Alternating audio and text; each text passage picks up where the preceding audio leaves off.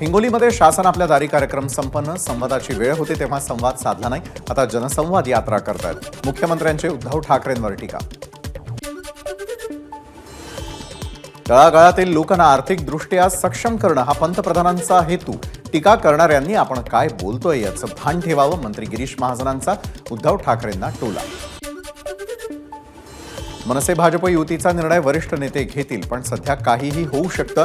राष्ट्रवादी काँग्रेस सोबत आमची युती होईल असं वाटलंही नव्हतं, पण आज खरी शिवसेना आणि खरा राष्ट्रवादी पक्ष आमच्या सोबत आहे, गिरीश महाजनांचं वक्तव्य। मुख्य प्रवाहात यावं असं अनेकांना वाटतं आणि त्यामुळे येणाऱ्या काळामध्ये कोण कोण भाजपमध्ये येतं ते कळेलच। अनेक मोठे नेते भाजपमध्ये प्रवेश करणार, गिरीश महाजनांचा मोठा दावा। उद्धव ठाकरेंना त्यांच्या भाषेतच उत्तर देऊ, मंत्री डॉक्टर तानाजी सावंत यांचा उद्धव ठाकरेंना इशारा। उद्धव ठाकरेंनी परंडा मतदारसंघामध्ये सभा घेऊन माझ्यावर बिनबुडाचे आरोप केले, सावंत यांची प्रतिक्रिया।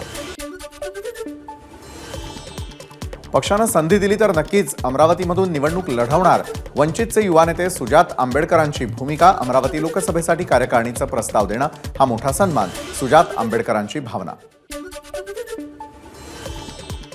हिंगोलीमध्ये हेमंत पाटलांना उमेदवारी जाहीर होण्याआधीच कार्यकर्त्यांकडून विजयोत्सव साजरा।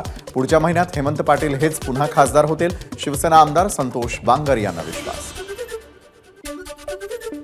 बुलडाण्यामध्ये महिलांसाठी मॅरेथॉन स्पर्धेचं आयोजन, मॅरेथॉनमध्ये जवळपास 800 महिलांचा सहभाग। यवतमाळच्या दिग्रस तालुक्यामध्ये कॉपीमुक्त अभियानाचा फज्जा, जीवघेणी कसरत करून ॲडव्होकेट शंकरराव राठोड परीक्षा केंद्रावर पुरवल्या कॉप्या, याचा व्हिडिओ सोशल मीडियावर व्हायरल। महाशिवरात्रीच्या दिवशी नागपूरच्या हिंगणा आणि कामठी तालुक्यामधील भाविकांना विषबाधा, शिंगाड्याचं पीठ खाल्ल्यानं 100हून अधिक भाविकांना विषबाधा, अन्न आणि औषध प्रशासनाकडून चौकशी सुरू। एबीपी माझा, उघडा डोळे बघा नीट।